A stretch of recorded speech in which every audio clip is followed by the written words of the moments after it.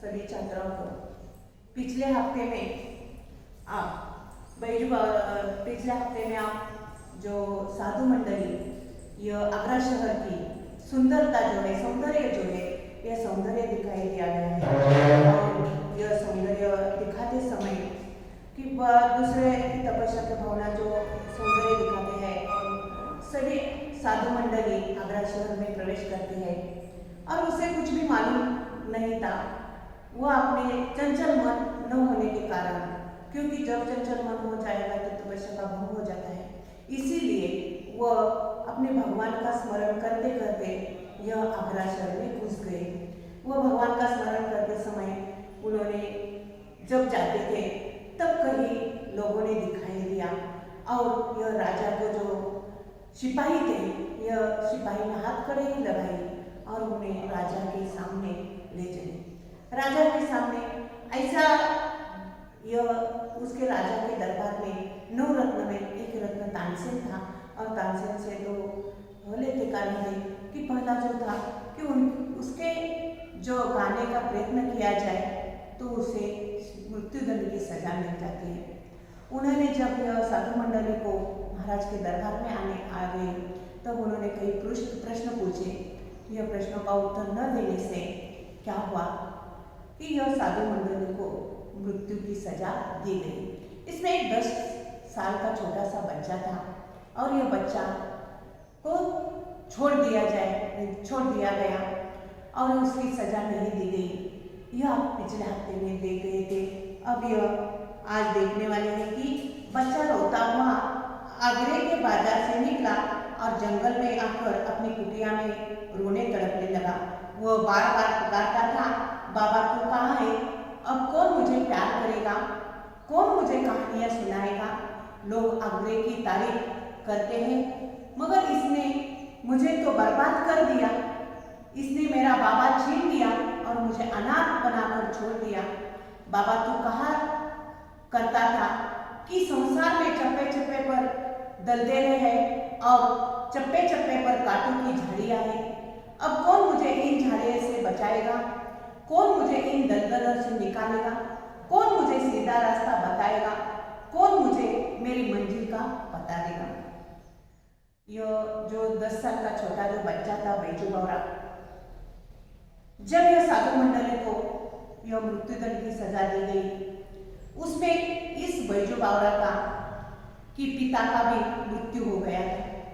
इसे मृत्युदंड की सजा दी गई थी और बैजू बावरा की इस दुख हो गया था और वो क्या करने लगा, आगरा शहर से रोते रोते वह जाने लगा और जंगल में अपनी कुटिया पे रोने लगा।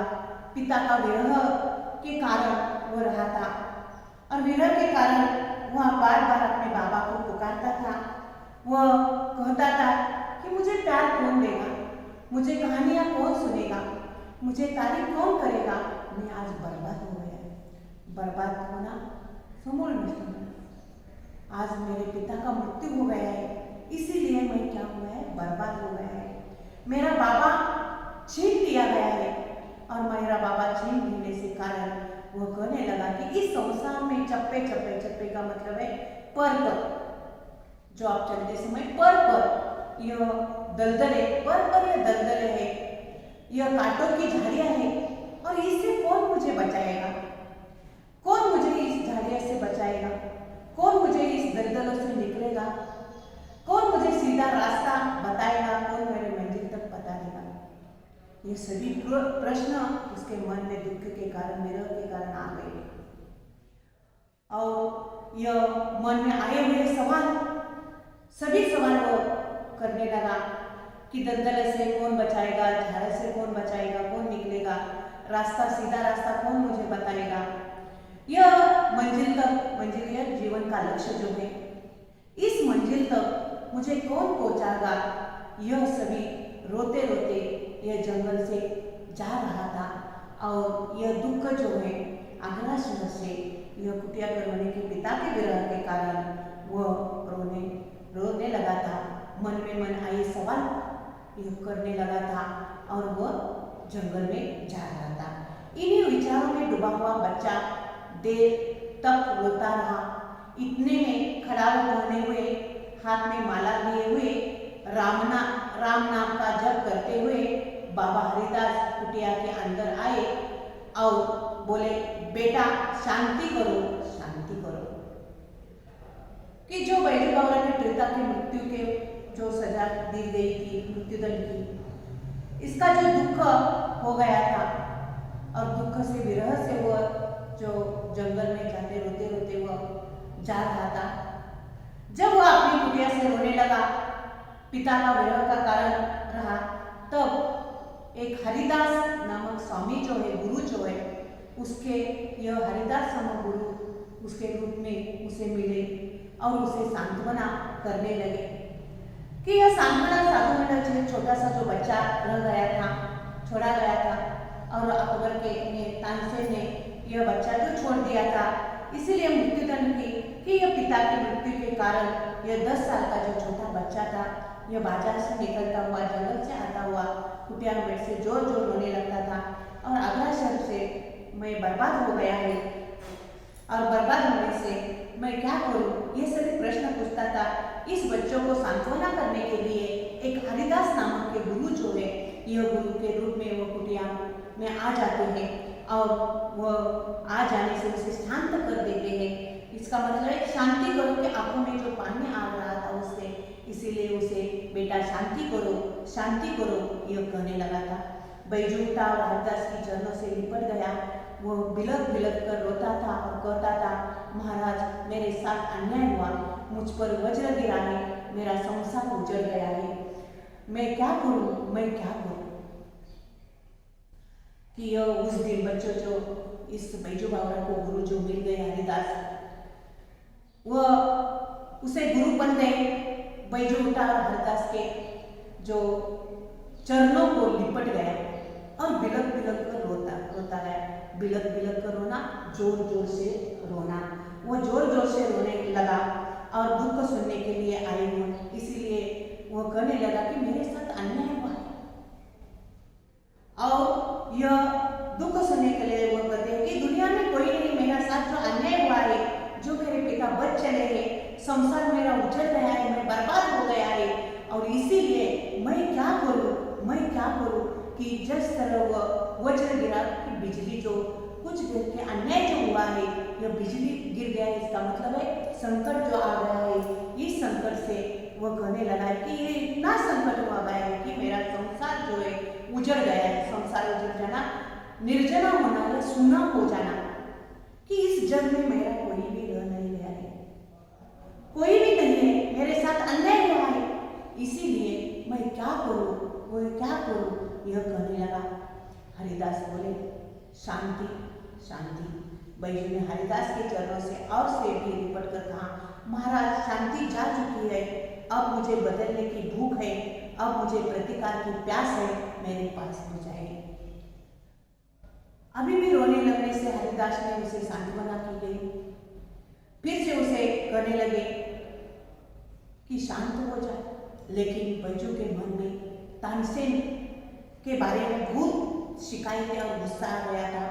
अन्याय की भावना हो रही थी, इसलिए वो कहने लगा कि मुझ पर अन्याय हो गया है। अपने दुख की वेदना जो है, आक्रोश जो है, यह आक्रोश वो कर रहा था और आक्रोश करने से वो कहने लगा कि जो अन्याय जो मेरे साथ हुआ है, इसीलिए मैं प्रतिकार करने की प्यास जो है, अन्याय प्रतिकार का मतलब है अन्याय, ये अन्याय की प्रतिकार करने की प्यास मुझे लग रही है और यह प्यास कौन बुझेगा, यह कहने लगा।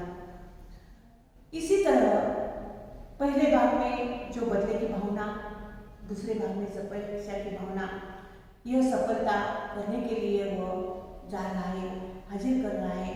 सामने पिता के समान बाबा हरिदास उसके कुटिया में आ गए हैं, रोने लगता है। बाबा हरिदास शांत करने का प्रयत्न करता है और वो कहता है कि मुझे बदले की भूख है। प्रतिकार का मतलब है मेरे बदले की भूख है और यह सभी भूख कौन बुझाएगा, और इसका प्रतिकार की प्यास जो अन्याय की है, यह कौन बुझेगा। मतलब है कि मेरे मन में जो पिताजी क्या मृत्यु की सजा देने वाला, अन्याय करने वाला जो है, इसे प्रतिकार करना है कि इस तानसेन जो अन्याय किया है, बदला लिया है, यह हरिदास कहते। तब हरिदास क्या कहते? हरिदास ने फिर कहा, बेटा शांति शांति। देखिए हरिदास एक साधु गुरु थे।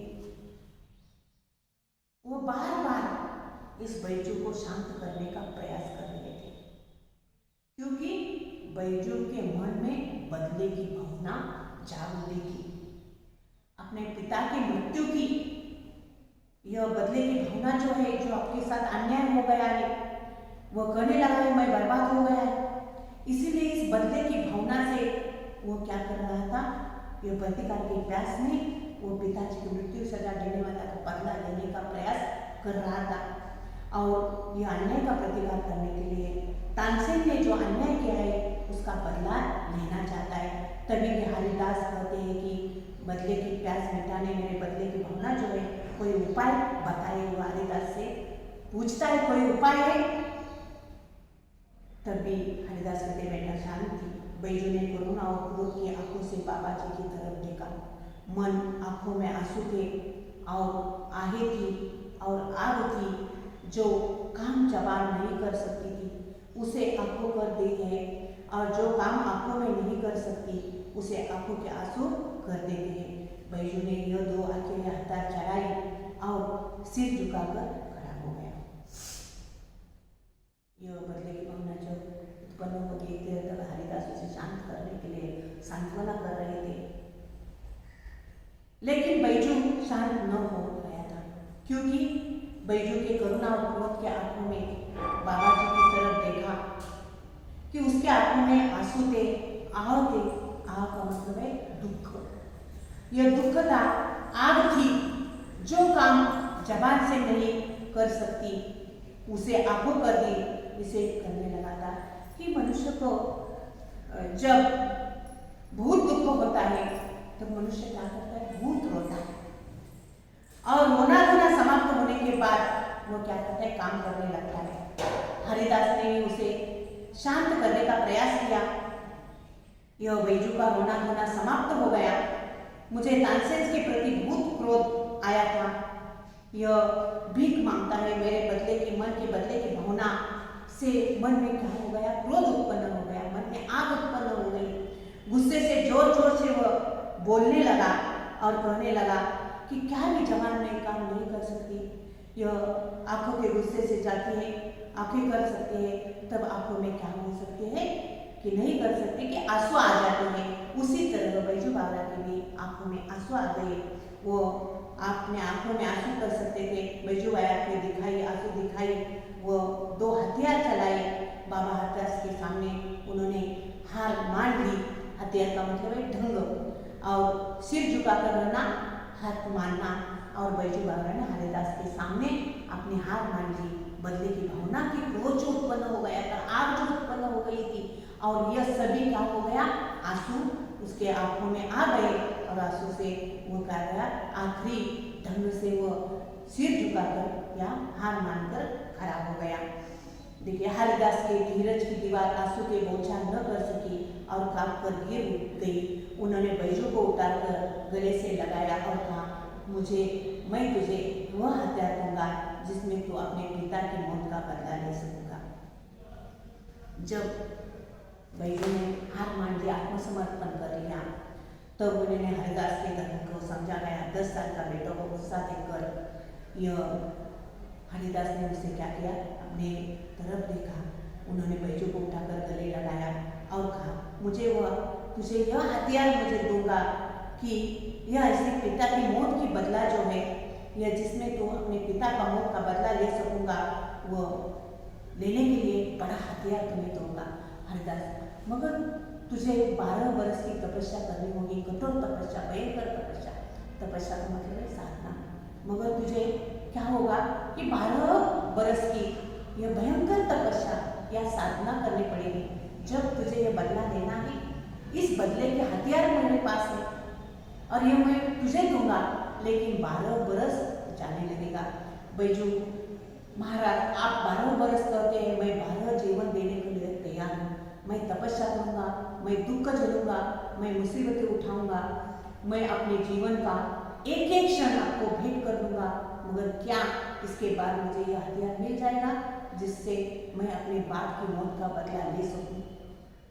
देखिए, अपने पिता की मौत का बदला लेने के लिए बैजू हैरान हो गया, खुश हो गया, उछला उठा और उन्होंने क्या किया कि मैं ये सभी जीवन में आने वाले जो मुसीबतें हैं, यह सभी मुसीबतें मैं एक एक क्षण के लिए आपको भेंट कर दूंगा, मगर इसके बाद मुझे जो हथियार मिल जाएगा, इस हथियार से अपने पिता का बदला जो है, यह पिता का बाप का मौत का बदला मैं ले सकूंगा। हरिदास, हाँ मिल जाएगा बैजू, तो मैं आज के आपको दास हूँ, आपके आज्ञा दे, मैं आपकी हर आज्ञा का सिर और सिर के साथ दिल झुकाकर पालन करूंगा।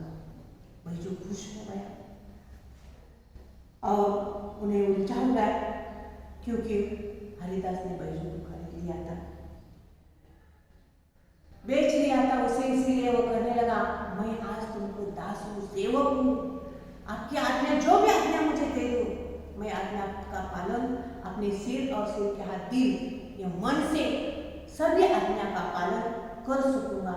और सिर झुकाकर वह पालन करने के लिए तैयार हो गया कि उन्होंने सभी को हार मान ली और सभी हार मानकर यह हरिदास के सामने 12 वर्ष की तपस्या करने के लिए बैजू तैयार हो गया, क्योंकि उसके मन में जो बदले की भावना, पिता के मन बदले की भावना जो थी, यह बदले की भावना यह पूरी हो जाएगी, यह आशा उसके मन में उत्पन्न हो गई और खुश होकर उसके सेवक बनने का वह प्रयत्न कर लिया और मन से, हृदय से वह क्या किया, हरिदास के सामने सिर झुकाकर खड़ा हो गया। इसी तरह यह गद्यांश का दूसरा भाग जो है, यह दूसरा भाग समाप्त हो गया है। धन्यवाद।